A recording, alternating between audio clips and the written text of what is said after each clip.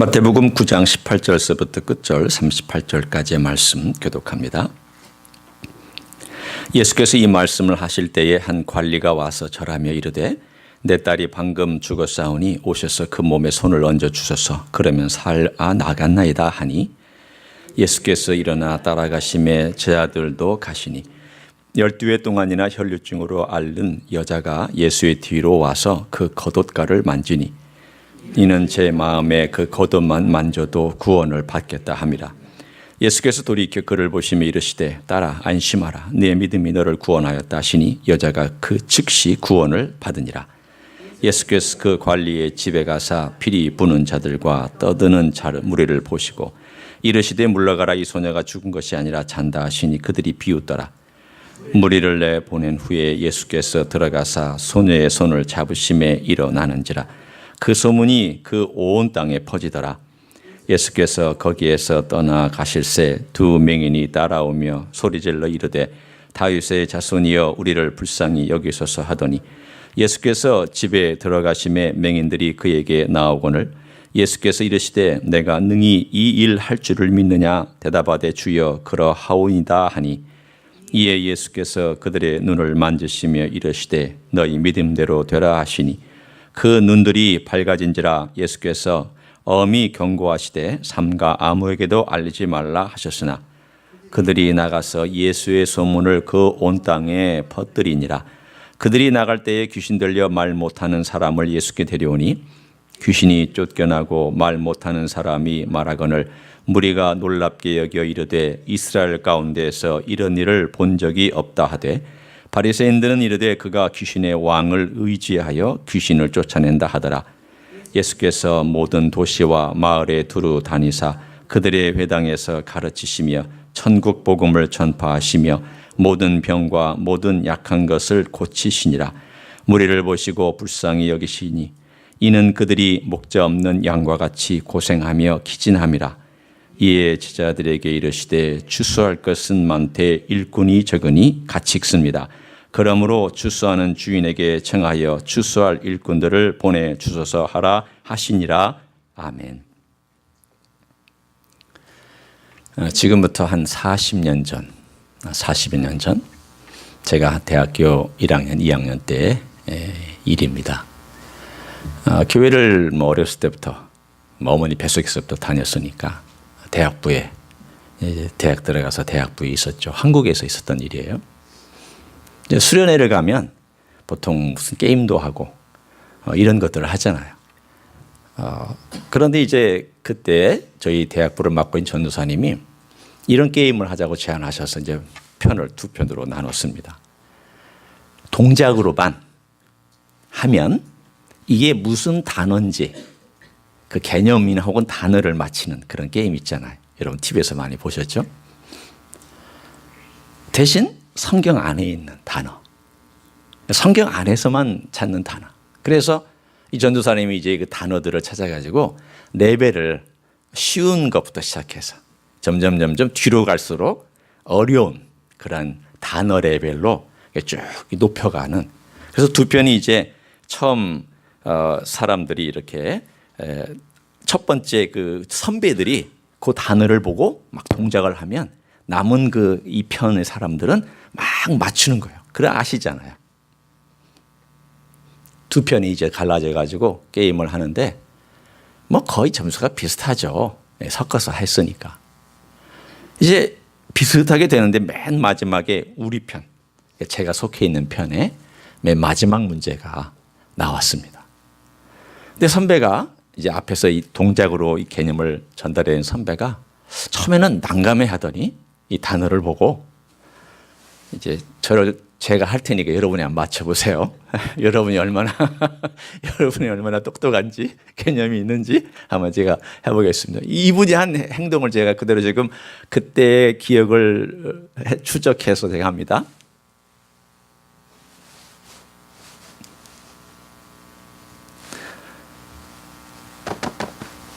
이렇게 했습니다. 무슨 뜻이겠습니까? 무슨 말인지 아시겠어요? 무슨 개념, 무슨 단어인지 아시겠어요? 이러다가 한 10분 지나가겠습니다. 여기 지금 제가 읽은 본문에 힌트가 있어요.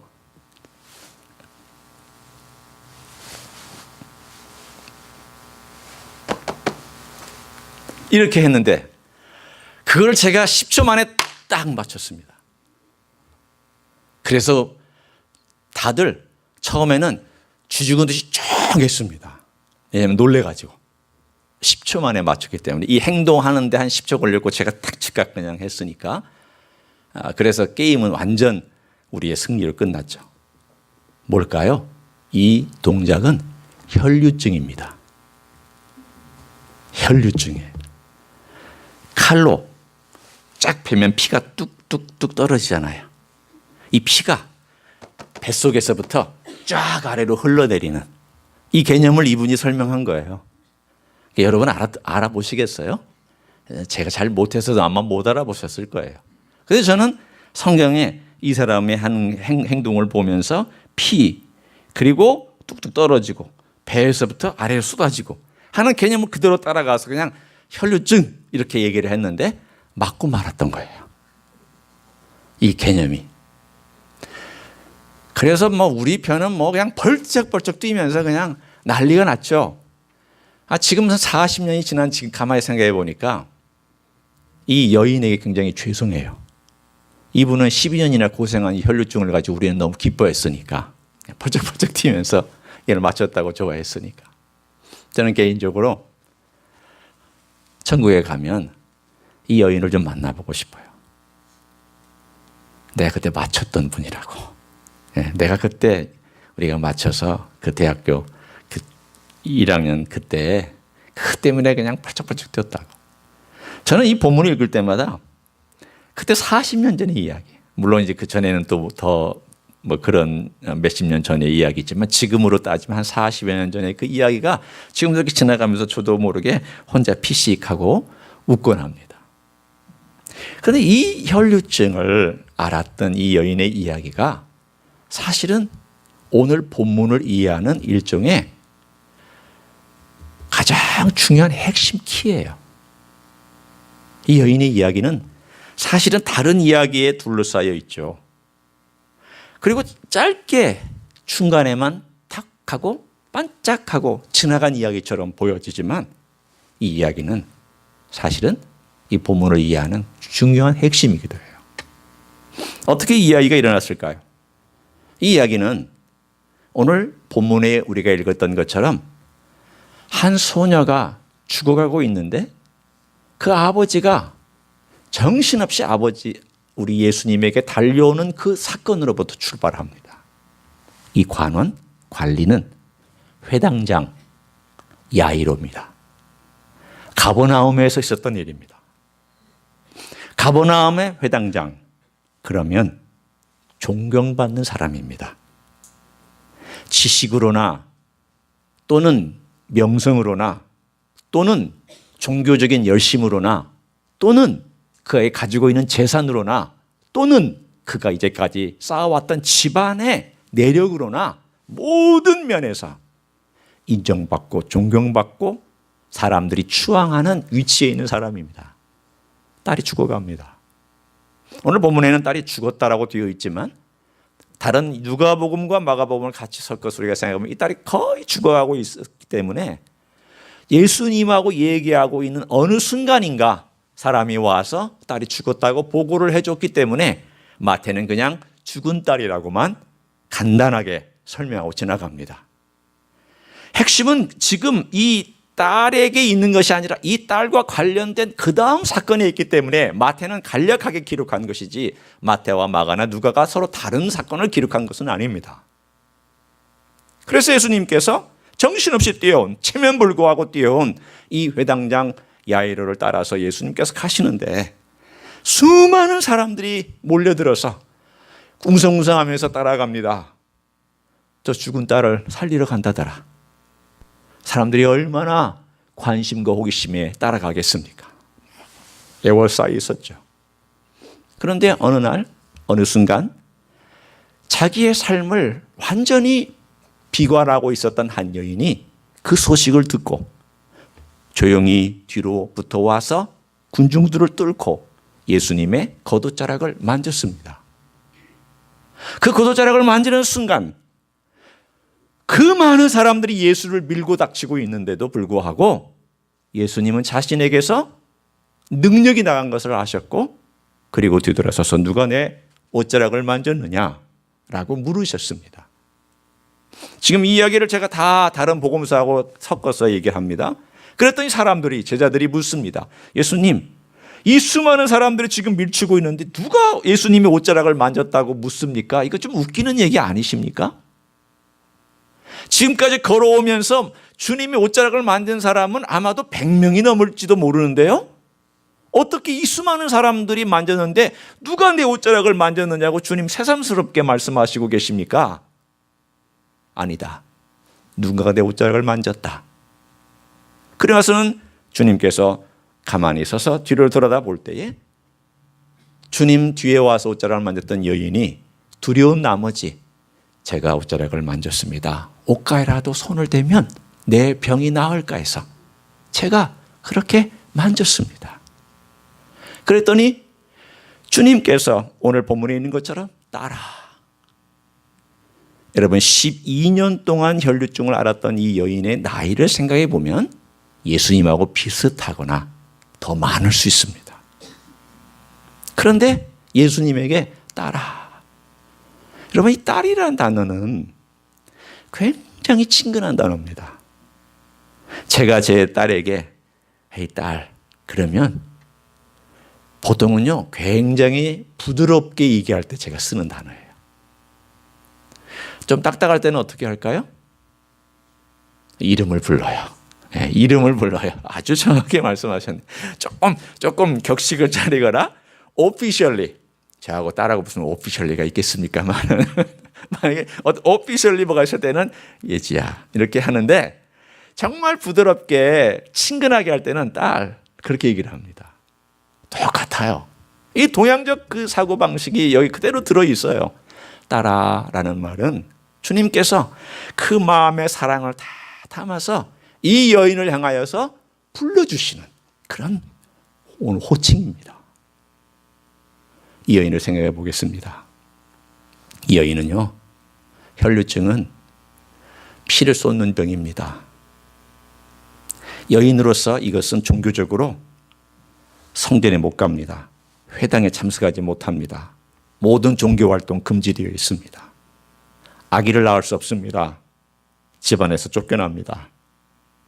다른 복음서에 보면 이거 고치려고 돈 무지 썼습니다. 재산 다 탕진했습니다.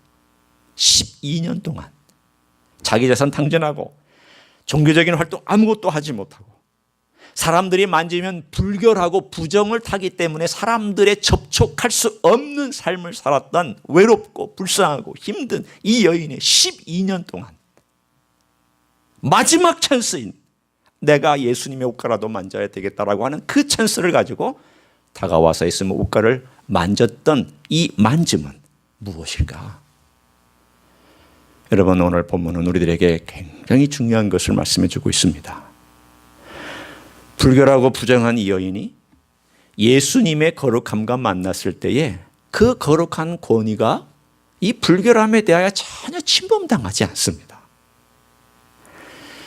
종교의식은 불결함이 접촉되면 침범당합니다. 제사장이라 할지라도 불결한 것을 만지면 침범당하기 때문에 정화하는 과정을 겪어야 됩니다. 정결의식을 겪어야 됩니다. 그러나 예수님의 거룩은 정결의식 필요 없습니다. 왜냐하면 예수님의 권위는 모든 불결한 것들 위에 존재하고 있기 때문입니다. 그분의 권위를 얘기하는 거예요. 첫 번째예요. 두 번째, 그분의 능력입니다. 그분의 거룩한 능력이 불결한 것을 덮어버렸기 때문에 이 덮어버린 가운데 이 불결한 것이 깨끗해졌습니다. 역으로. 그 능력이라고 얘기를 합니다. 권위는 어디에 굴복하는 것이고, 능력은 무언가를 변화시킬 수 있는 힘을 말합니다. 그런데 오늘 이 본문에서 또한 얘기한 게 뭐냐? 주님께서 따라라고 얘기하면서 이 모든 것들을 사랑으로, 긍휼함으로 오늘 베풀어주고 있는 이 세 가지 개념이 오늘 본문에 고스란히 녹아져 있습니다.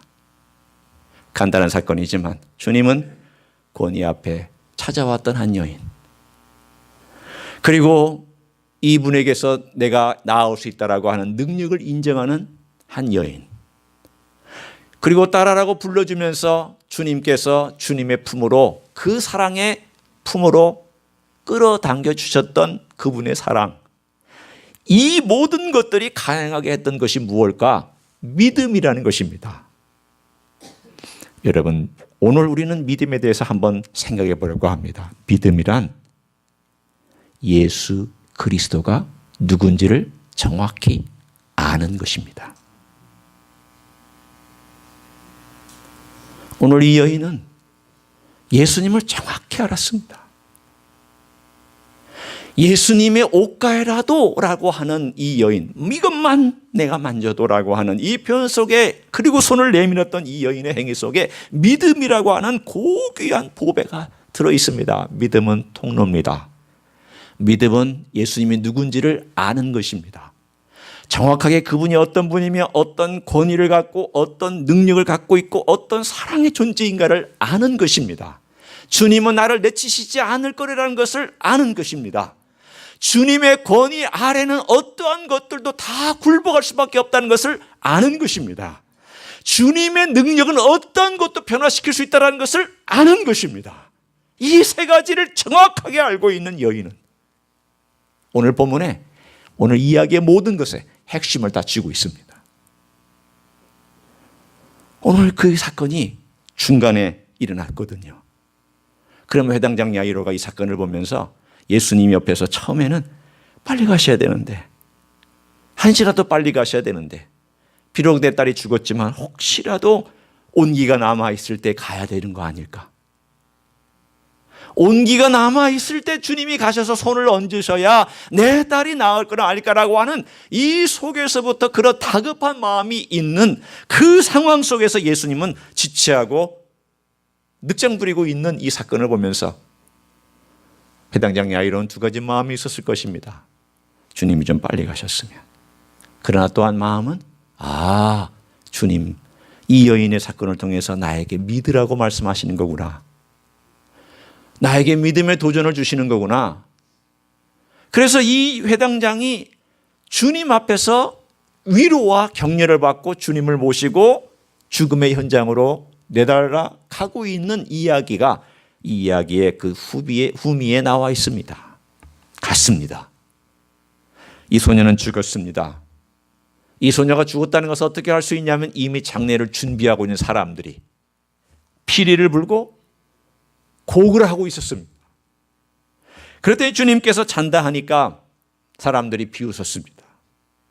그리고 나서는 주님께서 이 12살 된 소녀, 여러분 오늘 여러분이 이 이야기를 읽으면서 12년 된 혈류증을 앓는 여인과 12살 된 이 소녀의 이야기가 묘하게 오버랩되어 있다는 것을 여러분은 아셔야 됩니다.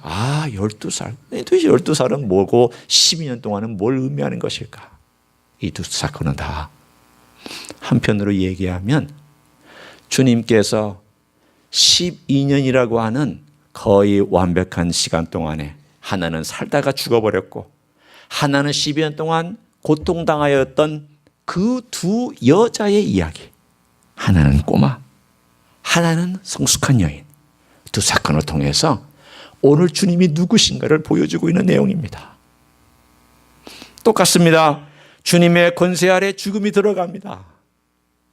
그러면 주님 권세 아래 죽음이 들어가면 그러면 그 권세 아래 죽음이 들어간 것으로만 끝나느냐? 아닙니다. 주님의 생명이 이 소녀를 살리는 능력으로 드러납니다. 그러면 이 과정 가운데서 믿음이 어떤 것이었느냐? 회당장이 주님을 찾아온 것은 믿음 때문에 찾아왔어요. 가는 동안에 혈루증 앓는 여인으로 말미암아 믿음이 나아졌어요. 강화됐어요. 그리고 나서 예수님께서 살리시는 그 놀라운 영광을 보는 순간 믿음이 확고해졌어요. 오늘의 모든 이야기는 사실은 우리 편에서는 믿음에 대한 이야기예요. 주님이 어떤 분인가를 보여줌으로 우리의 믿음이 어떻게 반응을 해야 되는지를 보여주고 있는 내용입니다. 두 번째 사건이 나타납니다. 첫 번째는 두 가지 사건을 하나로 묶어서 하나의 사건이냐면 두 번째 사건이 나타납니다. 두 번째 사건은 오늘 본문에 두 맹인이 등장해서 두 맹인이 예수님을 쫓아옵니다. 예수님이 쫓아오는데 예수님께서 듣지 아니하시고 집으로 쑥 들어가 버리셨습니다. 여러분 같으면 맹인이 쫓아오는데 예수님께서 참 냉정하시다라고 생각할 수도 있죠. 그렇지 않아요? 여러분, 보통 시각이 발달하지 못하면 뭐가 발달할까요? 청각이 발달하고요. 청각이 발달하고 또한 자기를 알리기 위해서 목소리가 커집니다. 그러면 이 목소리가 커진 이 사람들이 뭐라고 외쳤을 것 같아요? 지금 오늘 본문에 있는 대로 하면 다윗의 자손 예수여, 우리를 불쌍히 여기소서. 이 이야기는 모든 사람들이 다 들으라고 하는 말입니다. 모든 사람이 다 들을 수 있습니다. 얼마나 많은 사람들이 있는지 그들은 볼 수는 없어도 수많은 사람들이 웅성거리는 소리를 들으면서 큰 소리로 다윗의 자손이라고 외칩니다. 이것은 뭘까요? 여러분, 이것은요, 신앙 고백입니다. 당신은 메시아이십니다. 당신은 진짜 메시아입니다. 나를 좀 도와줄 수 있습니다. 그러나 주님은 그를 무시하고 집으로 쑥 들어가셨습니다. 첫 번째 테스트죠. 일종의 믿음의 테스트예요. 그랬더니 그들이 집 안으로 따라 들어왔습니다. 이 테스트에 대해서 그들이 지금 하고 있고요. 주님의 두 번째 테스트가 들어갑니다. 너희는 내가 능히 너를 고칠 줄 믿느냐? 주님께서 뭐라고 물으셨냐면 믿느냐라고 물으셨습니다. 그랬더니 이 두 소경이 우리가 믿나이다 라고 대답을 했습니다. 두 번 테스트를 하셨습니다. 하나는 주님께서 집 안으로 쑥 들어가신 것이고 모른 채 하시고, 두 번째는 질문으로 테스트하셨습니다. 믿느냐라고. 그랬더니 이들은 처음에 나사렛 다윗의 자손이라고 고백한 신앙 고백 그대로 믿는다고 대답을 했습니다. 그랬더니 주님께서 뭐라고 말씀하셨습니까? 너희의 믿음대로 될지어다. 그래서 눈을 그리고 나서는 만지시고 낫게 되었습니다. 오늘 이 이야기의 공통점과 첫 번째 있는 이야기의 공통점이 뭘까요? 이들은 주님의 권위 아래 들어와서 나사렛 예수, 곧 다윗의 자손이라는 것을 고백하고 주님이라고 고백한 권위 아래 들어와 있고, 두 번째는 주님의 능력이 능히 고칠 수 있다는 주님의 능력 앞에 자기 자신을 굴복시켰고, 세 번째는 주님께서 손을 대고 만지시는 이 사랑의 행위에 그들이 온전하게 된 사건이 등장합니다. 오늘 이 두세 가지의 사건을 통해서 우리가 알 수 있는 것이 뭘까요? 주님의 권위와 authority, 주님의 능력, power, 세 번째 주님의 사랑, loving kindness, 혹은 love, 혹은 mercy라고 하는 이 세 가지가 어떻게 묘하게 조화를 이루고 있는지를 오늘 본문에서 볼 수 있습니다. 우리는요, 이 세 가지가 조화를 잘 이루지 못합니다. 권위와 능력을 가진 사람은요, 긍휼을 잃어요. 또 긍휼이 너무 많은 사람은 권위와 능력이 없어요. 우리는 한쪽으로 치우쳐요. 여러분 잘 보세요. 회사에서 높은 위치에 있는 사람이나 교회에서도 높은 위치에 있는 어떤 목사나 권세자들은 높은 위치에 올라가고 힘이 생기고 파워가 생길수록 뭘 잃어버릴까요? 사랑을 잃어버려요. 참 우리는 그게 어려워요. 이 균형 잡기가 어려워요. 왜 그럴까요? 우리 안에 죄성과 악이 있기 때문이에요. 그런데 주님은 주님의 권위와 주님의 능력이 그 모든 것들을 행하는 것들이 그분의 긍휼히 여기시는 이 동기에서부터 우러나오고 있고, 이것이 정말 절묘하고 멋있고 아름답게 균형을 이루고 있는 것을 봐요. 저는 주님을 볼 때마다 제가 깜짝깜짝 놀라요. 주님 어떻게 이렇게 행하셨을까? 당연히 주님이시니까 한다고 하면 제가 할 말이 없어요. 그렇지만 우리가 좀 연구해 보자고요.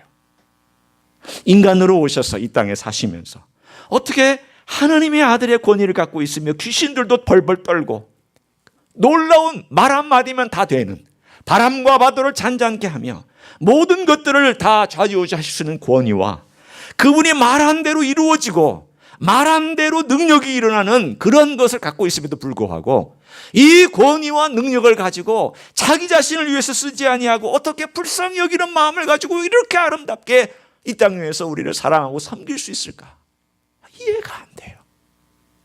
인간의 경험으로는 이해가 안 돼요. 제가 만났던 수많은 목회자들이나 수많은 권력자들이나 수많은 사람들은 이 세 가지가 균형이 없어요.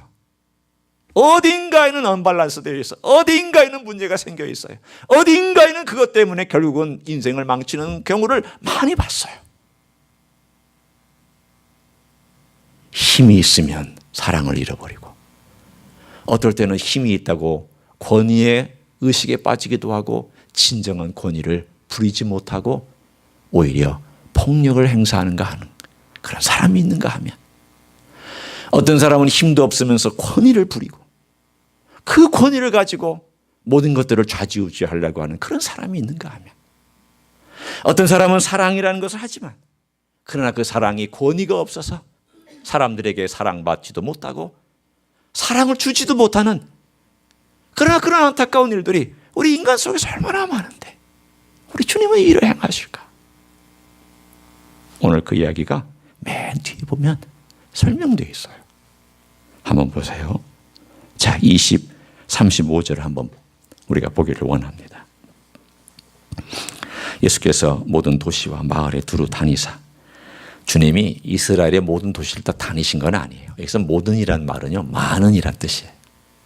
주님이 다니실 수 있는 많은 마을과 도시들을 다니셨다는 거예요. 그들에 해당해서 가르치시며 천국 복음을 전파하신 모든 병과 모든 약한 것을 고치시니라. 이게 주님께서 행하신 일이에요. 그 다음을 읽어보셔야 돼요. 그 다음 우리 한번 36절 읽습니다. 시작. 무리를 보시고 불쌍히 여기시니 이는 그들이 목자 없는 양과 같이 고생하며 기진함이라. 여러분 여기서 우리가 놓치지 말아야 될 제일 중요한 단어가 하나 있다면 불쌍히 여긴다라는 단어예요. 제가 이 단어를 설명하기 위해서 영어를 좀 쓸게요.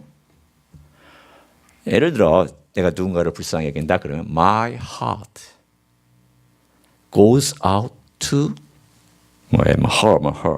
힘이면 힘 이렇게 얘기를 해요. My heart goes out. 이 go out이라는 말이 뭐냐면 내 심장이 밖으로 지역하면 나갔다. 이 나의 심장이 밖으로 나갔다는 것은 굉장히 긍휼력인다는 뜻이에요. 여러분 여기 있는 심장이 어디로 가요? 생각해 보세요. 여기 있는 심장이 여기 있잖아요. 그런데 여기 있는 심장이 밖으로 나와가지고 어디론가 가. 어디로 간다는 건 뭐예요? 너무너무 안 되고 너무너무 힘들고 너무너무 어려운 사람을 생각해서 정말 어떻게 하면 좋지? 내가 도와줘야 되는데 저 사람은 어떻게 하면 좋지? 특별히 자식을 생각해 보세요. 자식이 지금 열이 막 나요. 그런데 이제 지금 멀리 떨어져 있어요.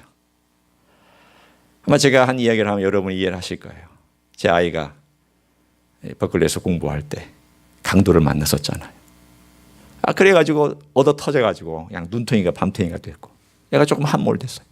그 얘기를 들으니까 막 마음이 막 화가 나고 빨리라도 지금 당장이라도 그냥 달려가고 싶고 그 아이의 얼굴을 확인해야 되니까 병원도 좀 데려가야 되고 이때 병원도 가라고 그랬고 응급실을 따라 가라고 했지만 마음이 불타는 거예요. 마음이 화급한 거예요. 그냥 마음이 그냥 거기 가 있는 거예요. 뭘 하고 있어도 계속 마음은 거기에 가 있어요. 여러분 그것이 바로 고아웃이에요. 내 심장이 나가서 거기 가 있다는 거예요. 직역하면 그게 긍휼이 여기는 거예요. 주님은 이 모든 권위와 이 모든 능력을 불쌍한 우리들을 향한 우리들의 내면이 얼마나 불쌍하고, 우리가 악에 쩌들어 사는 것이 얼마나 불쌍하고, 우리가 병들어 있는 것이 얼마나 불쌍하고, 우리가 눈먼 것이 얼마나 불쌍하고, 우리가 힘든 것이 얼마나 불쌍하고, 우리가 아무것도 알지 못한 가운데서 이렇게 헤매고 있는 것이 얼마나 불쌍한지에 대하여 그분의 마음이, 그 볼 때마다 그 마음이 그냥 쏟아져 내려서 흘러내려가고 있는 그 마음을 오늘 본문에 쓰고 있어요. 여러분, 이 동사는 복음서에만 나오는 동사예요. 예수님께서 행하시는 행동에만 쓰여진 동사예요. 인간은 이렇게 못해요. 흉내는 낼지라도 이렇게 못해요. 불쌍히 여기셨다라고. 여러분, 이 불쌍히 여기시는 주님, 이분은 우리가 아셔야 돼요. 이런 권위와 능력을 가지심에도 불구하고 불쌍히 여겨서 기꺼이 자기 자신을 들이시고, 들이시다 못해 자기의 피를 다 흘리시고 목숨을 바쳐서 우리에게 주셨다라고 하는 이 사건은, 이거 외에는 설명이 안 돼요. 내가 대신 죽지, 자식 대신 내가 대신 죽지, 자식 대신 내가 고통을 당하지, 자식 대신 내가 이것을 대신 행하였으면 좋을 뻔했는데, 이런 마음을 가지고 그 마음이 흘러가고 녹아져 내려가고 그리고 쏟아져 내리는 그 표현이, 이 영어의 표현이 이 단어를 제일 잘 설명해 주고 있습니다. 그게 주님의 긍휼이에요. 여러분, 이런 주님을 알고 있어야 우리가 믿음 생활을 해요. 믿음은요, 무슨 힘 아니에요. 믿음은 으쌰 이거 아니에요. 믿음은 내가 정말 엄청난 무슨 파워를 가진 거, 그것도 아니에요. 권위와 능력은 내게 없어요. 여러분, 죄송하지만 여러분은 권위 능력 없어요. 예를 들어 귀신을 쫓아내는 것도 내 권위와 능력으로 귀신을 쫓아내는 것이 아니라 예수 그리스도 이름으로 쫓아내는 거지, 나와는 상관이 없어요. 악도 그래요. 악을 이기는 방법은 주님의 권위와 능력 아래 굴복될 때에 이겨나가는 거예요. 그러나 여러분, 참 우리가 조심할 때가 있어요. 주님의 권위와 능력 아래 악이 굴복돼야 되고, 우리가 악의 문제도 거기에 굴복시켜야 되지만, 꼭 잊지 말아야 될 마지막 단어가 사랑입니다. 왜 그럴까요? 제가 지금부터 이 사랑을 설명할게요. 십자가는요, 악을 흡수한 곳이에요. 가슴으로 악을 받아들인 곳이에요. 악을 악으로 갚지 아니하고 악을 받아들여서 악을 오히려 질식시킨 장소가 십자가예요. 잘 생각해 보세요. 십자가는요, 악을 질식시켜 죽이신 곳이에요. 여러분, 주님의 사랑만이 악을 이깁니다. 주님의 권위와 주님의 능력과 주님의 사랑 아래 있을 때에만이 악은 굴복되고, 악은 힘을 발휘하지 못하며, 악은 존재하거나 또는 이 세상에서 자기 능력을 발휘하지 못합니다. 다른 것으로 하지 마세요. 제가 한 얘기를 들려드릴게요. 1909년에 우리나라 선교사 한 사람, 포사이트라는 사람이 의사로 한국을 왔습니다. 조선 땅이었죠. 일본에게 점령당하기 1년 전에 한국 땅을 밟았습니다. 이분은 광주에서 사역을 했고요. 목포에 한 선교사가 아프다는 소식을 듣고 고치려고 이제 말을 타고 이제 출발하자마자 길거리에 쓰러져 거의 죽어가는, 죽은 사람 같아서 내려가 봤더니 죽어가고 있는 한 문둥병자를 봤어요. 여인이었습니다. 온몸에는 고름으로 다 차 있고 지팡이는 옆에 놓여져 있었으며, 거의 죽어가고 있는 이 여인을 이 선교사는 그냥 지나칠 수가 없어서 안아다가 말 위에 간신히 엎어서 태우고는, 그리고 다시 광주로 돌아와서 이 여인을 치료하기 시작했습니다. 그러나 너무 늦었기 때문에 한 2주, 3주 이 여인을 열심히 치료했지만 여인은 견디다 못해 죽었고요. 그러나 죽기 전에 예수 그리스도를 영접하고 하나님 나라로 갔습니다. 그런데 이 여인을 말해서 내릴 때 안아서 내려서 간신히 부축해서 이제 그 어떤 장소로 치료하는 장소로 가야 되잖아요. 근데 마침 거기 한 사람이 최흥종이라는 사람이 보고 있었어요. 이 사람은 건다리오 깡패였습니다. 주먹개나 쓰는 아주 힘있고 그걸로 돈 좀 모아서 갖고 있었던 그런 깡패였어요. 그 사람이 옆에 있으니까 그 지팡이가 있어야 그래도 이렇게 이 여인이 조금이라도 힘을 주고 부축해서 갈 수가 있으니까 그 지팡이 좀 집어달라고 그랬더니 화를 내면서 문둥이 지팡이를 어찌 나보고 집어달라고 그러냐고. 이 고름이 막 묻어있는데 화를 내면서 그리고는 그 자리를 살짝 피해버렸습니다.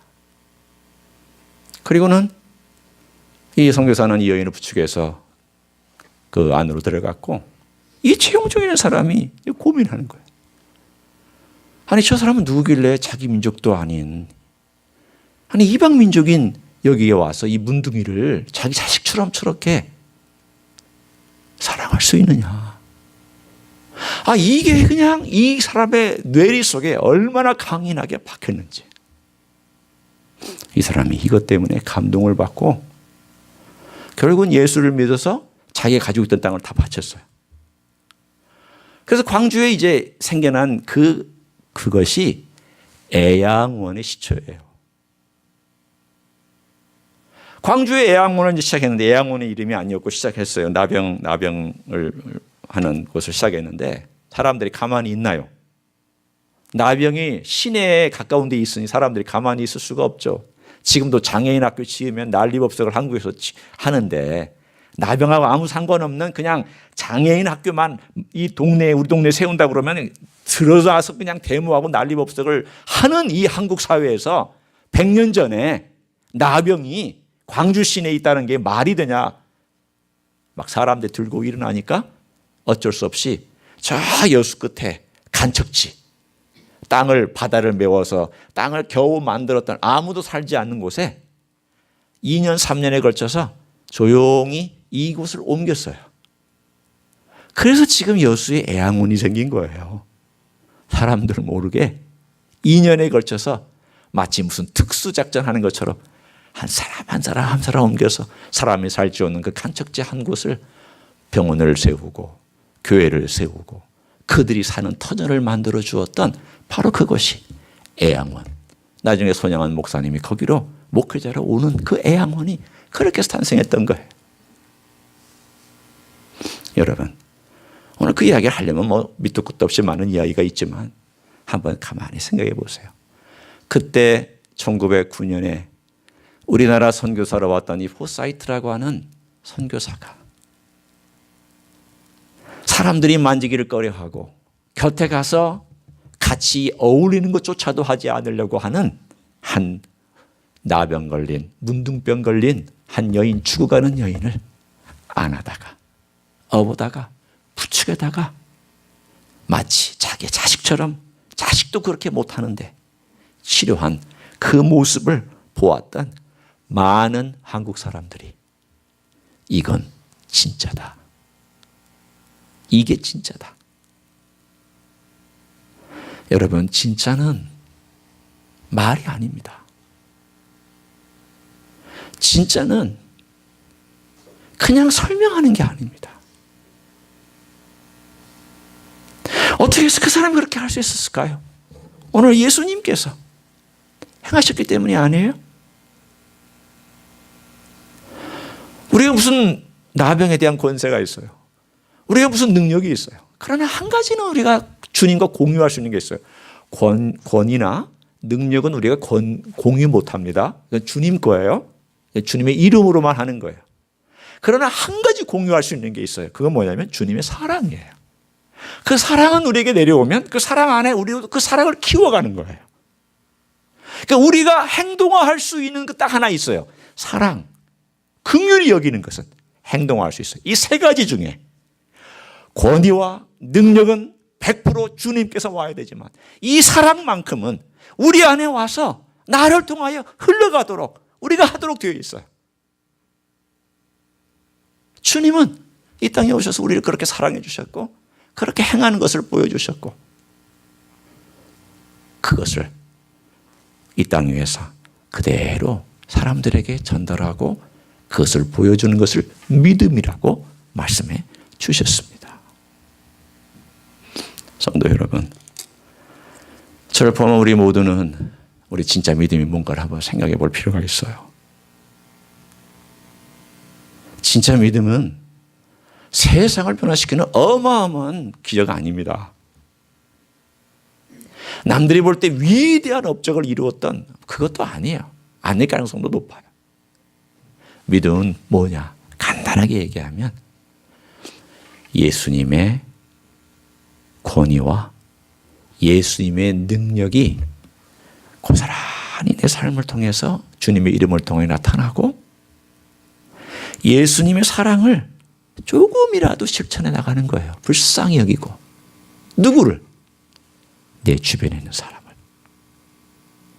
그게 믿음이에요. 내 마음이 누구에게로 흘러가나요? 자식. 자식은요. 자식 사랑하는 건 믿음하고 상관없는 거예요. 그것도 잘 사랑해야 되지만 그건 자동적으로 하게 되어 있어요. 어려운 건 뭘까요? 아마도 우리가 옆에 있는 이웃이나 또는 성도들 가운데 있는 성도들이나 혹은 교회 다니지 않지만 어려운 어떤 사람들에 대한 우리들의 마음이 가는 것, 이것이 믿음의 생활이에요. 그게 믿음입니다. 주님의 권위와 능력과 사랑이 나를 통하여 흘러가되 권위와 능력은 내 것이 아니므로 주님의 이름으로 선포하고 사랑은 내가 실천함으로 주님이 누구신가를 드러내는 것, 이게 믿음입니다. 그 믿음이 얼마나 소중한지. 그래서 지금 추수하게 될 시간이 됐는데 그러니까 빨리 일꾼을 달라고, 이런 일꾼이 필요하다는 거예요. 여러분, 우리가 이런 일꾼이 필요합니다. 이런 일꾼이 되셔야 되고 우리 주임 예수 교회가 이런 믿음을 가진 일꾼으로서 이 마지막 시대에 잘 달려가는 그런 믿음의 아름다운 일꾼들이 되기를 우리 주 예수 그리스도 이름으로 간절히 축원합니다. 기도하시겠습니다.